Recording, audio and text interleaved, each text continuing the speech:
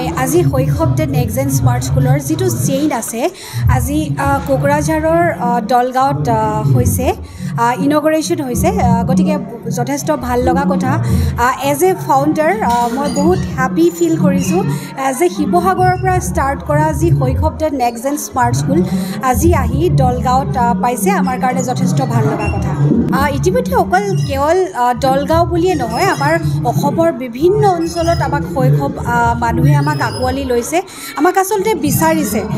যে বিভিন্ন অঞ্চলত আমাক ৰাইজে বিচাৰিছে আমাৰ প্ৰধান যদি বেলেগৰ লগত তুলনা কৰা যায় কি বিশেষ বুলি তেতিয়া আমি কওঁ যে আমাৰ ডুৱেল লেংগুৱেজ আছে ডুৱেল লেংগুৱেজ মানে ইংৰাজী আমাৰ মাধ্যম যদিও আমি যিটো অঞ্চলত যিটো ভাষা প্ৰচলিত যদি ইয়াত ৰাভা আছে আমি সেই ভাষাটো মিডিয়াম অফ ইনষ্ট্ৰাকশ্যন হিচাপে ব্যৱহাৰ কৰিছোঁ আৰু মাতৃভাষাৰ মাধ্যমত যেতিয়া শিশু এটাই শিকে সেইটোৱে বেছি ফলপ্ৰসূ হয় বুলি আমি ভাবিছোঁ আৰু এয়া বিভিন্ন গৱেষণাতো প্ৰমাণিত হৈছে আচলতে আমাৰ এতিয়া 40খনতকৈ অধিক বিদ্যালয় হৈছে এই বছৰতে আমি আশা কৰিছোঁ 50খনতকৈও অধিক বিদ্যালয় হ'ব হয়তো